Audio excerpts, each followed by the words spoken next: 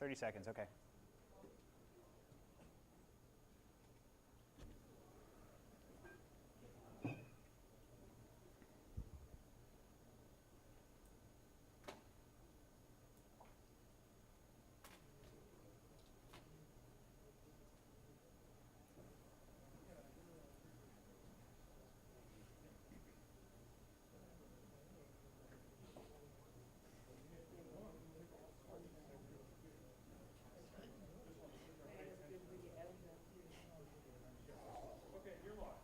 Okay, hi everybody. My name is Seth Hardy, and I'm going to be talking about online communities and the politics of DDoS. That's distributed denial of service attacks for anybody who's questioning it. So, my name is Seth, and I seem to have become a DDoS magnet. The reason for this is because I'm involved in a number of online communities. The biggest one is Oculi.net, which right now has more than 80 users. It's a shell server, IRC server, hosts a number of services for people, email, web space. And unfortunately, this seems to have got me a lot of attention all the way from kiddies who want to DDoS me to the FBI. So I get to deal with a lot of this stuff on a day-to-day basis, and I figured I would share the lessons I've learned and the mistakes I've made with you guys. So if anybody here is interested in working on a similar online community, you don't do the things that I did wrong, and you have a much better way of going about doing it from the beginning. So last year I talked about building communities in self-destructive environments. Not that the hacker scene has any self-destructive environments. It has nothing to do with it at all. So this is sort of a continuation on that theme about people who try to destroy the infrastructure that is there, provided there for them for free. And that's what I'm doing. I don't charge any money. I don't have any requirements for donations or anything like that for the service. It's free. And as a result, a lot of people just don't think it's bad to attack it. I'm not quite sure why. But I have some theories, and I'm going to talk about them. So we're going to do this in about 3 parts. First is the problem, what denial of service attacks are, and the social aspects of them, as well as the technical. The second part is on countermeasures. We're going to cover the technical methods of countering DDoSes, and then the other methods. You'll see what this means in a little bit. And the third part is about the blame game. Unfortunately, one of the big problems with denial of service attacks, and this is why I'm giving the talk in the first place, is that there is a mentality among people who are DDoSed that the victim is the person to blame. So I'm going to cover a little about this and tell you how to try to break that and what to do if you are ever the victim of a DDoS attack and you have your ISP telling you that it's your fault because you made it happen. At any point, if anybody has any questions, please raise your hand or just yell at me or shout at me or something like that. So I guess we will start. Starting with the problem. Here's a quick summary of the problem. The internet is serious business. Everybody takes it very seriously when they shouldn't, and a lot of people feel the need to exert power over others. There's always that guy that just wants to ruin it for everyone, whether it's because he feels a sense of empowerment from doing it or because he's not part of the special club. And this always exists, whether it's an online community or an offline community. It's always there, and unfortunately, on online communities, it's harder to deal with because there's such factors as anonymity involved. DDoS attacks generally aren't worth it for somebody doing it themselves because it's usually eye for an eye. Any packets that you have going out generally is the same as the packets coming in unless you're using some sort of reflector. But a lot of times, that's not even necessary anymore. So it's eye for an eye, same that going out is the same coming in, but the advantage that the DDoSers have is they're not using their own connection. They're using a botnet. And so I will describe the botnet stuff in a little bit. And the other main problem with DDoS attacks right now is that it's very easy to build a large botnet. Microsoft vulnerabilities in particular, you don't need any technical skills if you want to build a botnet of thousands of bots that will launch a denial of service attack at any IP of your choice at any time. All you have to do is download a script, run the script, wait a week or two, and you can get literally thousands of bots at your command that you can send off at whatever targets you'd like. And because access to this weaponry is so easy for anybody, even if they have absolutely no technical skills whatsoever, this is going to be a very common problem, and stopping it from the side of the attacker is not going to work. So unfortunately, we're put on the defensive, and the attacks have to be stopped on the side of the defender, which is a lot harder. So I'll talk about that later on as well. Online communities as public spaces, there's a very clear comparison between meetings in person and online communities. From anywhere from how people participate to how the group self-polices. Groups in person generally tend to self-police very well. If you look at NOTACON, for example, the organizers of the con have people working a security detail. If there's a problem with one of the attendees, the security detail has the authority to have them removed from the con or the hotel. If you are breaking the law in real life, police have the authority to stop you, detain you, and put you in jail if you are doing something that is against the rules. On online communities, this is a little harder to deal with, and especially in hacker circles, where a lot of people who are involved in the hacker community are outcasts from their own larger community, and you're always the geek or the nerd or whatever, and as a result, the hacker community seems to be a lot more accepting than other communities. And while this is a great thing to get everybody involved and everybody participating, it makes it harder to identify problems and have them removed. There are a number of situations where, how many people went to the Hackerspaces talk? Okay, so they talked a lot about a number of these hackerspaces. One of the hackerspaces was the Hacker Halfway House, and I was one of the original participants in it. One of the problems that we had is that everybody was welcome, and even if somebody was causing trouble, it was very hard to come up with a way that was agreed upon by everybody how to punish or enforce punishment on somebody who's breaking the rules. It seems to be very common 2600 meetings, for example, where a lot of behavior that is generally considered antisocial, people can get away with it. And on one hand, that's great because it makes the community a lot more open. But on the other hand, it's harder to police the community against people who are only there to disrupt. It's one thing if somebody just doesn't have the greatest social skills and says things that's inappropriate. It's another thing if somebody is actively trying to disrupt the community. And that line isn't very clear, and even when it is, people hesitate. From what I've seen, both online and off in my experiences, people hesitate to actually make that distinction and enforce a sort of punishment. And again, this is worse on the internet because it's a great decentralized mess. There are no rules that necessarily need to be applied to or enforced at any particular site. So just because you are going to a certain shell server on the internet, there might be a rule saying no launching denial of service attacks against people. It's completely unenforceable. So the rules don't always apply, and people who choose to ignore the rules have a lot more leeway than people who choose to ignore the rules in real life.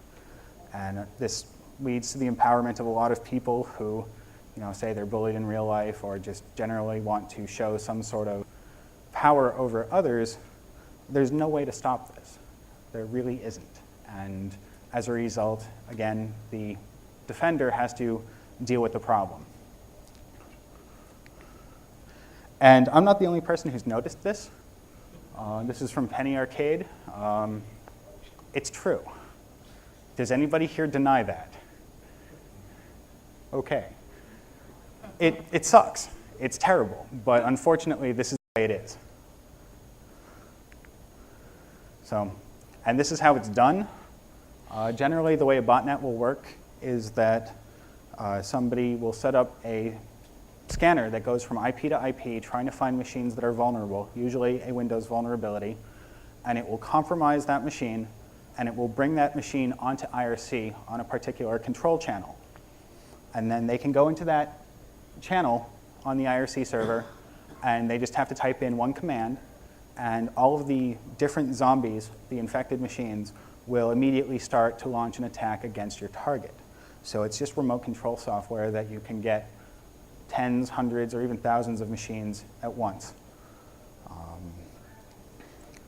It's very effective, and I'm one of the administrators for 2600net, the 2600 IRC network. We've had to stop these channels on a number of occasions because they were using our network as a way of launching their attacks or controlling their attacks.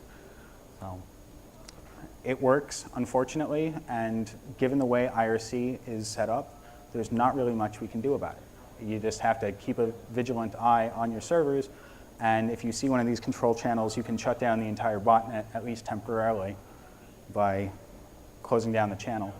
But because it's distributed, there is no simple way of stopping one of these attacks. Seth? Yes? How do you generally recognize a control channel? The question was, how do you generally recognize a control channel? And the answer to that is bot names are usually automatically generated. Usually it's either random letters or numbers. So it's very easy to identify a channel that is filled with bots if you do a listing of all the channels on the server and you see a channel with maybe 1,000 users in it and your server only has 400 people normally. Or if you see a channel with even 50 people, but those people are all randomly generated nicks of the exact same format. It just sort of indicates that there's not a person behind it. The other way you can do is you can actually go into a suspicious channel and see who's doing what in there. None of the bots will ever talk unless they're reporting status messages. So that's a good way to identify them. And if you see somebody saying attack IP, then it's also pretty clear that this is a botnet. So that's how you can generally identify them. They don't really hide their existence much except for setting the mode of the channel +S, which is secret, so that it doesn't show up on a listing. But if you're an administrator of the network and you're poking around, you can always find these things. And here's what a few of the common DDoS attacks look like. The first is a simple ping flood. This is just a ping to a machine and the echo response back. This is a lot worse when you have thousands or millions of these happening per second and it's using up all your bandwidth. Another attack is a SYN flood. This uses the TCP three-way handshake. It'll send out the SYN packet, and it's just a normal SYN packet. You will see this packet in any normal, legitimate TCP connection. And the server will send back a SYN ACK, and the attacker will just leave it open. And what this does is it will use up all of your available connections, keeping them in this half-open state where it's waiting for the third part of the handshake to come through. And it will eventually time out, but what this means is that you can block legitimate users from accessing the machine because there are no more available connections. If you're sending out 1 million connections per second and you only have, say, 100, then it's very unlikely that anybody who's trying to make a legitimate connection is going to get through. So if you want to identify a SYN flood, you just look for a whole lot of SYN packets and no ACKs following up on the SYN ACK. Another common attack is the Smurf or Fraggle attack, which is either ICMP or UDP echo replies.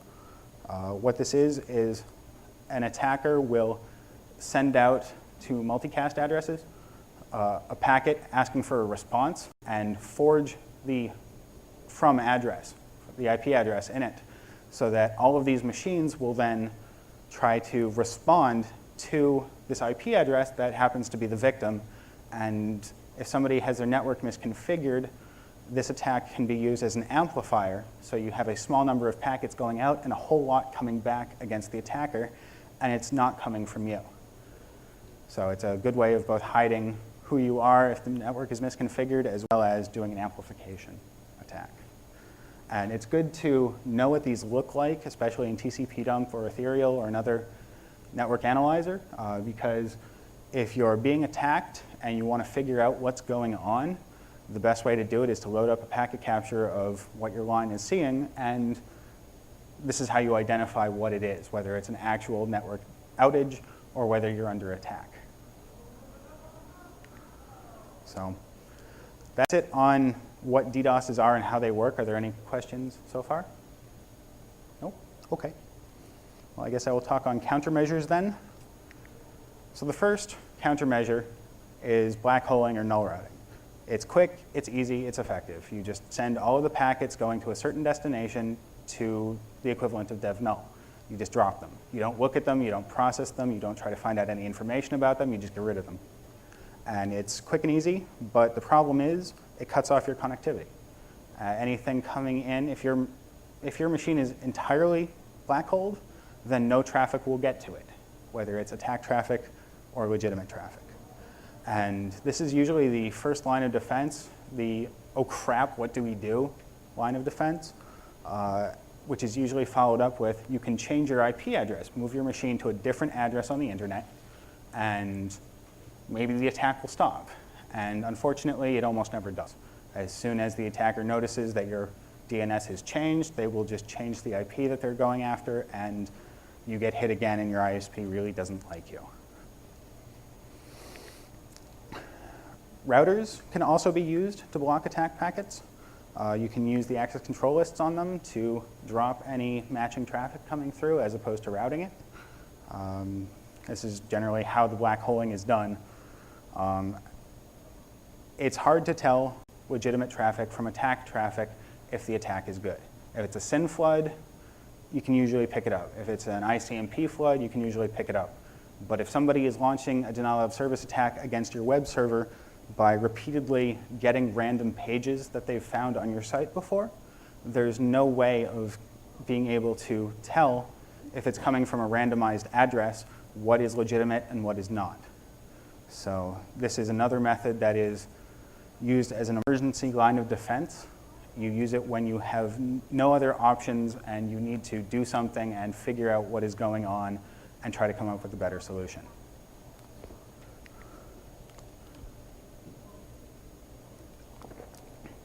You can also use firewalls for this.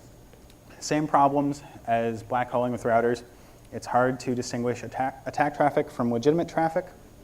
And especially in the case of DDoSes such as SYN floods, the moment you have a ton of small packets moving through a firewall, your firewall performance is going to go to hell. It sucks. They can't deal with small packets very well at all. And if the firewall is a single point of failure, then you're kind of screwed, because if your firewall fails, everything behind it is unreachable. So a denial of service attack against your server that's behind a firewall will also function as a denial of service attack on the firewall itself.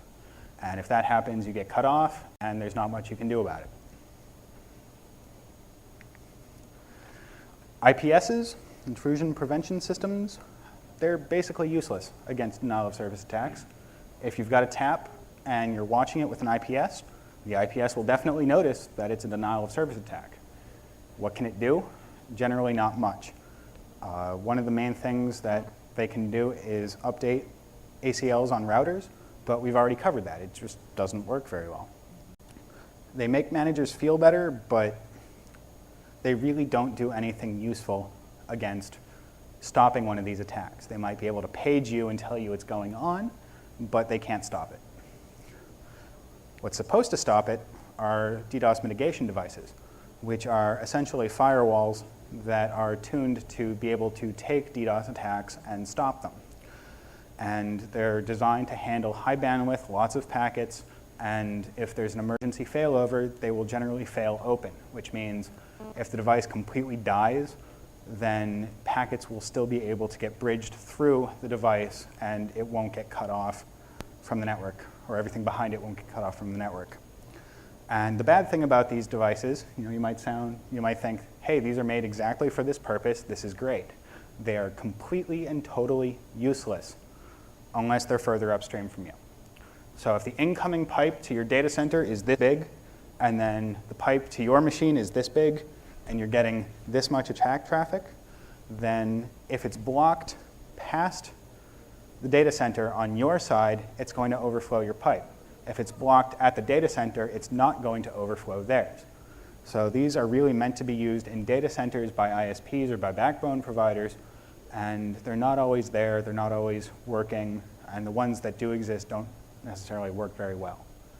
So if you want to go out and spend $50,000, $100,000 on a DDoS mitigation device thinking it's going to completely protect you, make sure you have an idea of how much bandwidth you have versus how much bandwidth a DDoSer can get you with. I've been hit with over 60 megabits before, which might not sound like, compared to the DDoS attacks in the news, like against Amazon or eBay or whoever, 60 megabits might not be that much, but it's still a lot of traffic. And it's, especially if you've got a 2.5 megabit line at a colo, it's not going to help you on your side. So that's one thing to consider before putting down a whole lot of money on these devices. Contacting your ISP. It's what you're supposed to do. It's supposed to be effective. They're the business that handles this sort of stuff. Supposedly, they have people with a level of technical competence that can identify and put an end to these attacks. And I'm not going to name any names of any particular companies, no names, but there are a number of companies that I've had dealings with that haven't been very helpful or friendly. And even if you're paying a good amount of money, for example, I pay what's considered very cheap, $100 a month for a colo facility right now, a server co-located, just a little 1U machine, $100. That's nothing. And as a result, they don't really care. So your ISP might not be helpful at all, might not even forgive you for being DDoSed. The best that they will generally do, unless you are a customer that is paying a lot of money, you are one of their larger customers, and they don't want to lose you, they'll offer to null route your IP, give you a new IP, and say, basically, if this happens again, we're going to have to talk.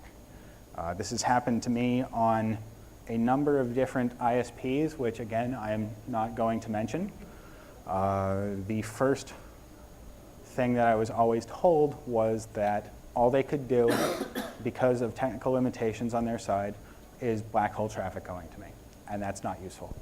So this option might not be the best one. The best one, I really hate saying this, but threatening to break somebody's fingers is a very good deterrent. The last time I was hit by a DDoS attack, it was because there was one user on my system that was on IRC and pissed somebody off, and this guy decided to DDoS 3 major servers, mine and 2 others. And as a result, some of the admins of one of the other servers got his buddies and came up with a short list of people who might be responsible for the DDoS attack, visited person number 1, and he had no idea what was going on. And he was like, I don't know. They went to visit person number 2. Person number 2 fled. He knew what was going on, and he got the hell out of there fast.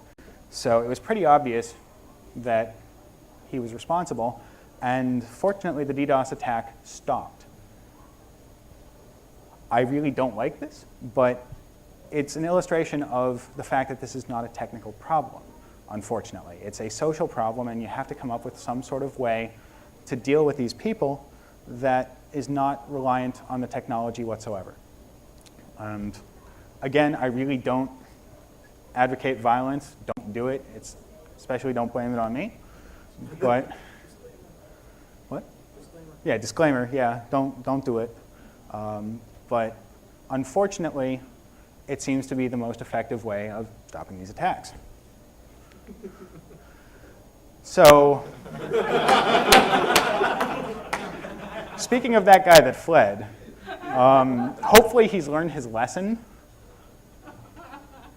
If anybody wants to give him a call right now, it just reminds him that DDoSing isn't good. And again, social problem, social solution. Somebody acts out of line, there needs to be some sort of self-policing in the group.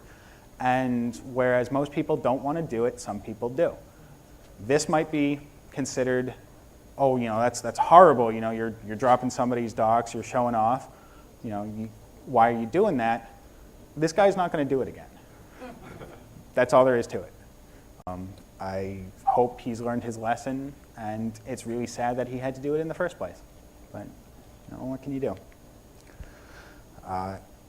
Okay, so the basic response process to a DDoS, the first thing you need to do is identify that an attack is happening. Generally, you do this by noticing that all of a sudden your net connection's not working, or you can't get to your server, or something's wrong. It's pretty obvious. The best way of identifying what's happening is looking at a traffic capture. And if your traffic capture shows what is obviously attack traffic, or shows that you're getting too many packets and your network analyzer can't show it, it's a pretty good indication that you're being DDoSed. There were a lot of times where, when I was living at the Hacker Halfway House and we were getting DDoSed, the moment the network went down, we would immediately run to a computer and go into defensive mode. And sometimes it was just a network outage, and we were like, okay, this is all right. We'll just wait a little bit. It'll come back. It's cool. And sometimes when we noticed attack traffic coming in, we were immediately on the phone with as many ISPs as possible. And the first one is always your own. You contact your upstream provider, and you ask for temporary black holing or some other solution that they can provide that they volunteer. The main thing you need to do is block the attack at the ISP as opposed to hitting the last mile pipe to your house. Because if the attack makes it that far, even if you've got DSL or cable that's 5 or 7 megabits, with the number of zombies that you can get on the internet by these automated scan and infect programs, that's pretty trivial. And upload is generally limited, especially compared to download speed, but this doesn't matter if you have 10 or 50 or 100 or 1,000 bots. It really doesn't. You will always have less bandwidth than the attacker. So you need your ISP to do something about it, and you need to get somebody at the ISP that actually knows what's going on. One of the ISPs, the one that I currently have at home, Comcast, cable modem, completely and totally useless. I've called their tech support when I've been getting DDoSed, and they had no idea what the hell I was talking about. And they told me first to reboot my computer,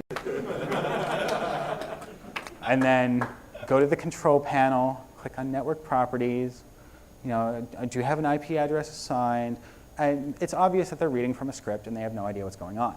And the moment I say, hi, I work in computer security for a living, I know what I'm talking about, can you transfer me to somebody who knows what they're talking about? They usually just hang up on you. They don't like it, and I still don't know a good way of getting to talk to somebody at Comcast that has any sort of clue what the hell they're talking about. Go back to the violence. No. I don't know what to do. And at other ISPs, before when I was on Speakeasy, they were better about it. My colo that I'm at now, they're good about it. It really comes down to picking an ISP that can demonstrate that they have a clue of what they're talking about and that they're willing to talk to you. And the only way to do this really is through trial and error. And it sucks, again, but if you figure out ISPs that are useful with their tech support, that will be a lot more valuable than the extra $5 or $10 or $20 a month that it costs to get that ISP. Yes? Trial and error, ask a bunch of your buddies, similar things. Hopefully someone else has found a good way. Yeah, exactly. Ask around. DSL reports and the like often tell you about the quality of somebody's tech support and whether they are actually useful or not. But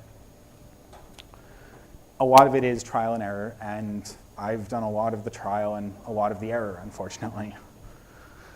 So once you've got in touch with your ISP and they've indicated that they're willing to work with you, you need to provide them with logs, and it also helps to start contacting the providers of the attackers yourself.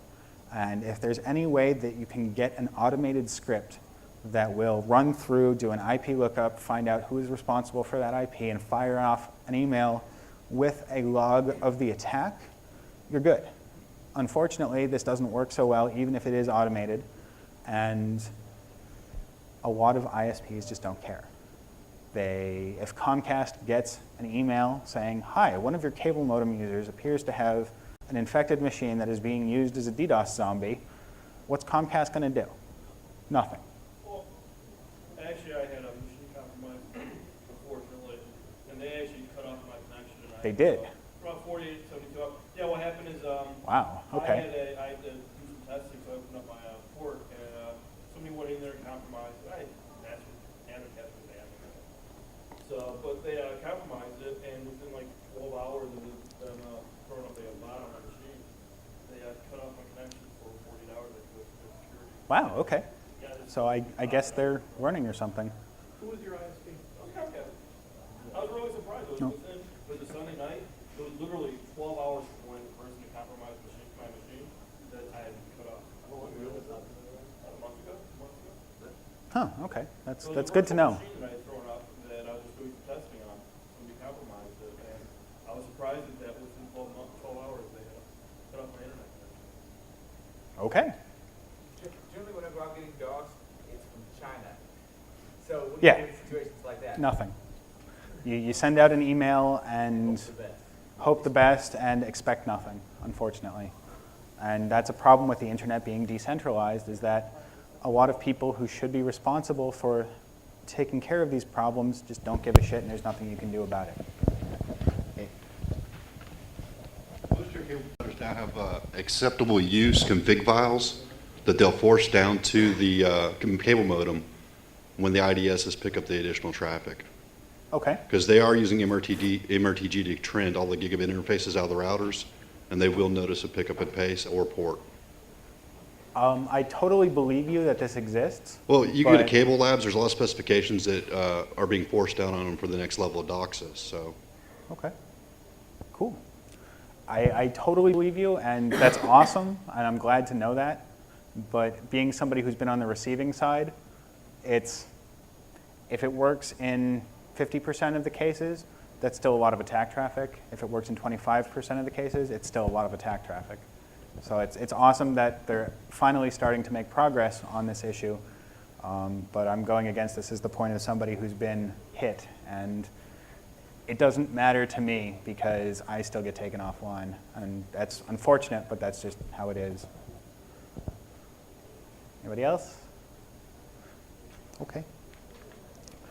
Other responses to a DDoS attack, generally it is not done to shut somebody down completely.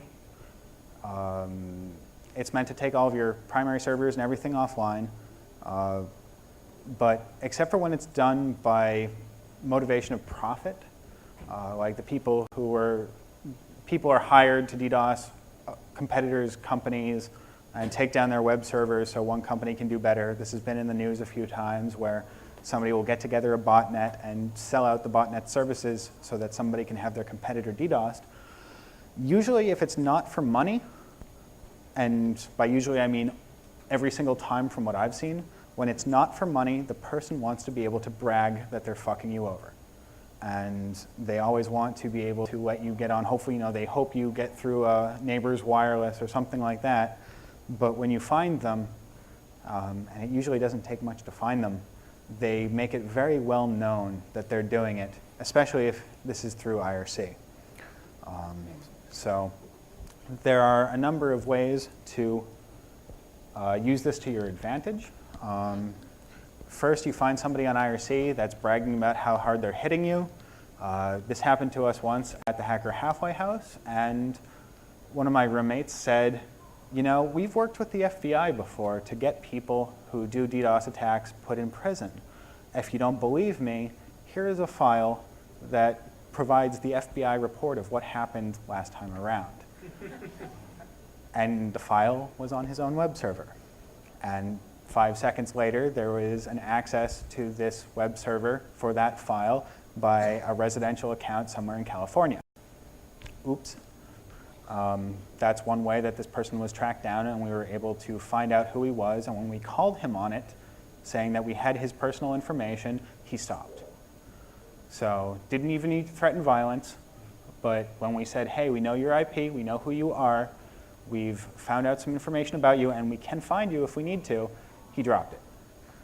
And you need to come up with new and interesting ways of catching them like this because of the anonymity, and especially with compromising machines and using them as proxies and being completely anonymous, you need to have some other way of tricking them into finding their identity. And usually if you find their identity, it then goes over to the real world situation of, oh shit, I'm actually responsible for my actions. And at that point, people generally back off. And this is how you can persuade the attacker to stop. You can either ask nicely and say, hey, I'm sorry. And you know, saying you're sorry, even if you don't mean it, works really well on a lot of people because they just want to feel better about themselves. And if you say, you know, I was an asshole, I'm sorry, can you please stop? And they stop, then you win because the best you can do is break even, and that's your win situation. And then Basically just an enabler at that point? yes, but if you're looking at trying to maintain your own site, then unfortunately there's nothing else you can do.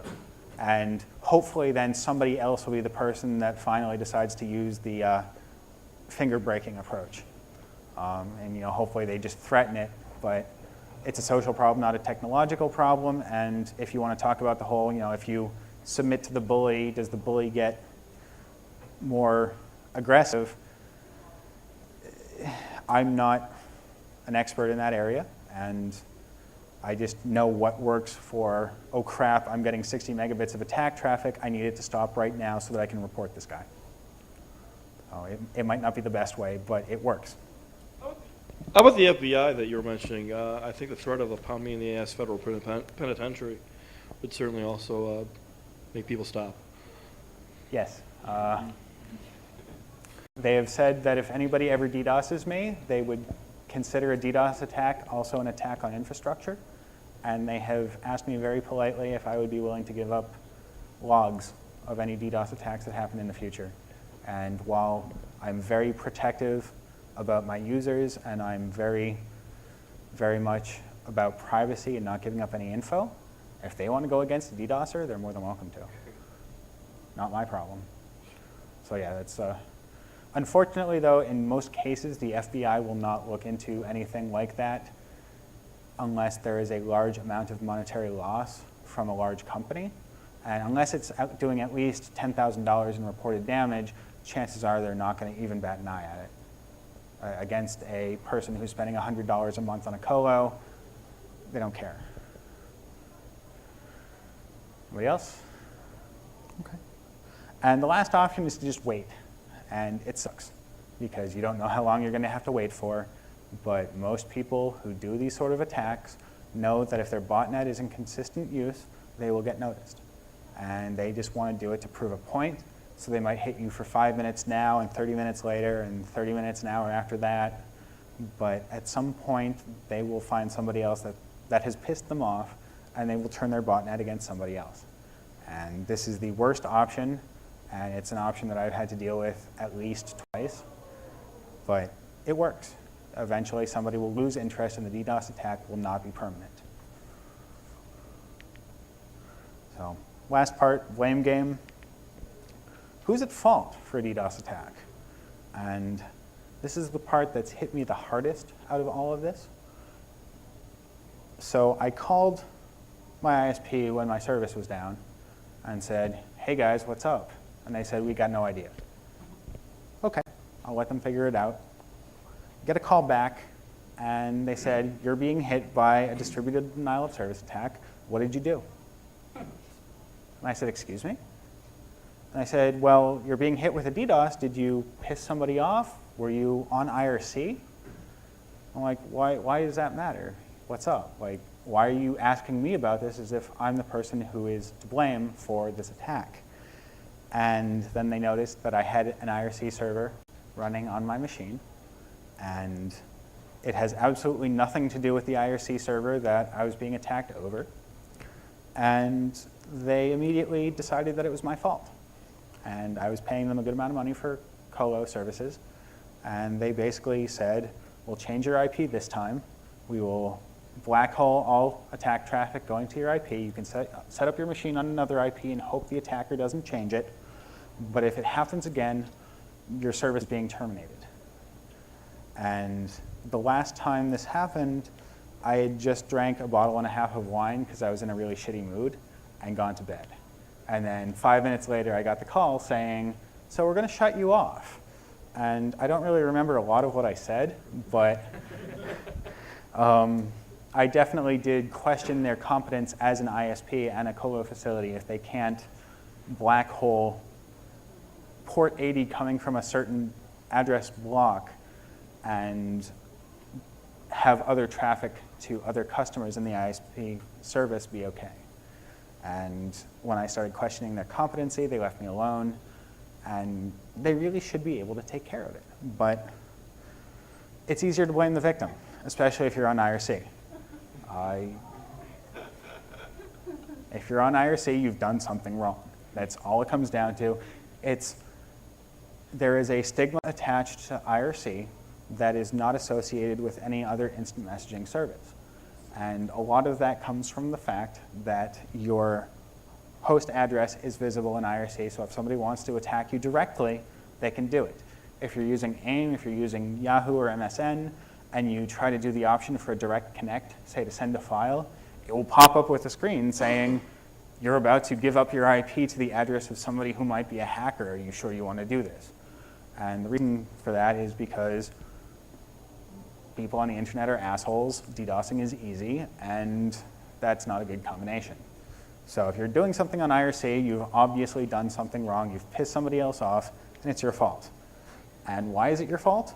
Because if you've got a $30 a month cable modem contract, it's more cost effective for them to kill your account, lose you as a customer, and if you say, I'll never do business with you again, they're like, okay, whatever. It's more cost effective for them to get rid of you. And if you're paying twice that, $60 a month for DSL, it's still more profitable for them to boot you. Because if they're getting downtime to other customers, they will lose more customers, and the moment they've lost 2 customers, it's no longer cost effective. And I don't know the actual numbers that they use to calculate these things, but I definitely have had multiple ISPs tell me this bluntly. It is more cost effective that we drop you than to deal with the problem. Just a quick bit of math. Oh, wait, hold on. Just a quick bit of math. $30 or $60 a month versus $30 or $60 for a few hours of text time. Yeah. Okay. And the colo that I pay $100 a month for, I figured that they would be more than happy to take care of the problem, and I was wrong. Because it was happening at 2 a.m., the colo, which as far as I know is run by 2 people, even though they present themselves as a large colo facility, they're just renting out rack space in a data center. The DDoS attack at 2 a.m. meant that James had to wake up, go to the data center, and deal with the problem himself at 2 a.m. And he wasn't very happy with that. And that wasn't worth $100 a month to him, apparently. So, cost effective or sleep effective? Yeah, I don't know. But so that's why the victim is generally blamed. And here's a portion from their acceptable use policy from my colo facility that I'm paying $100 a month for, specifically so that I can run servers, specifically a shell server.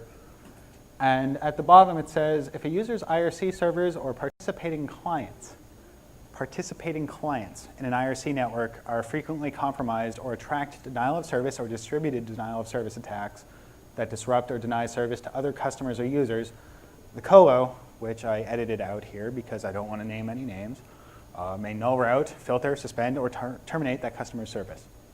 So they say right away in their ISP, if you go on IRC and you get DDoSed, we can cut you off. And I don't think this is right.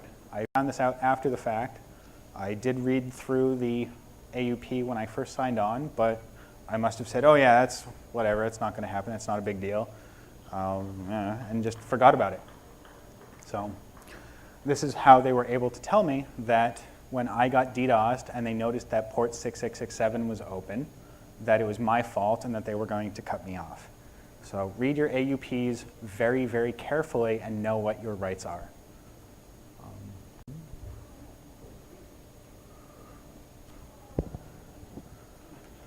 Can you be DDoSed by something else, like being on AIM or something like that? If you do something like a direct connect, then they can get your IP. If somebody is hosting a web forum and you post something that they don't like, then they're running it. They can find your IP that way. There are other ways other than IRC, but IRC makes it easy. That's all. Anything else? Anybody? I'm sorry? CI host? CI host? Is that the follow-up? No. It was not Towardex based out of Boston. Nope. So on the flip side, let's take a look at some of the recent attacks against me. First, it was a hostile takeover of an IRC server. And then it was another IRC server. And then it was a shell server that people IRC from over and over and over again. So on one hand, this policy might be bullshit. That's ridiculous, blaming the victim, not okay. But on the other hand, unfortunately, there's not much you can do about it, and it does happen because of IRC. And if you're put in the situation of having to defend it, it gets very hard. And in my case, my IRC server that I run has a total of about 20 users, who most of which know each other in person, and it's not attracting any DDoS stuff at all. But when it comes down to you can get shut off for being for being on IRC as a client and getting DDoSed, then what next? Web pages, forums, whatever. It sucks, but unfortunately, IRC does perpetuate this problem. So what do? And the first thing you need to do is break this blame the victim mentality. It's not okay, and you will completely get screwed if you take whatever they say blindly. So what you have to do is make it sure that you're not to blame for being the target of the attack, even if you are using IRC.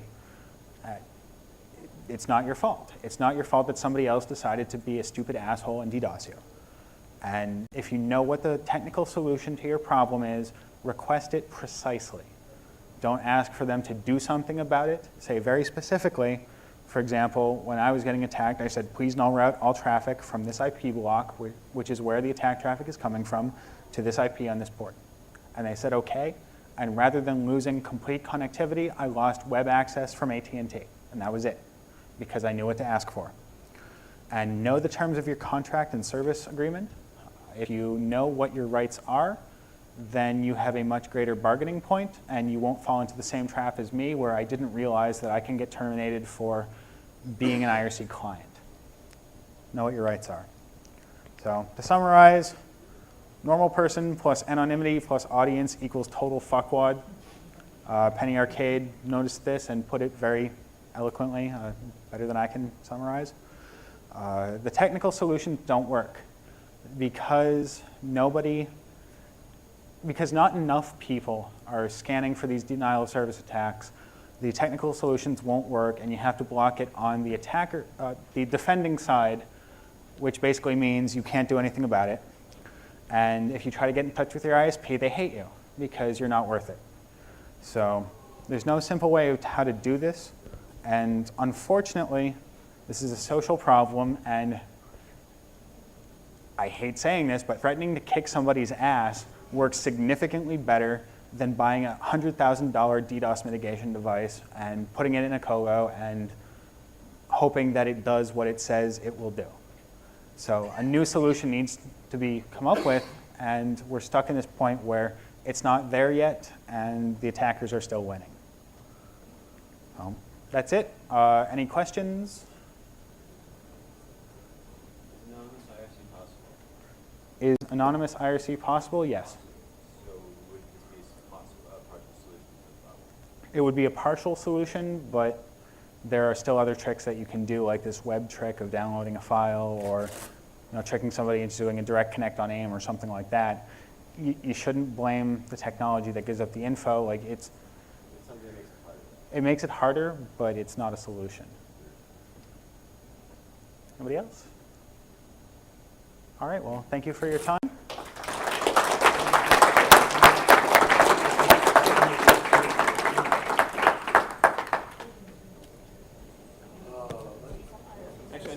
block a complete range of ports that can be used for legitimate use, it really doesn't help.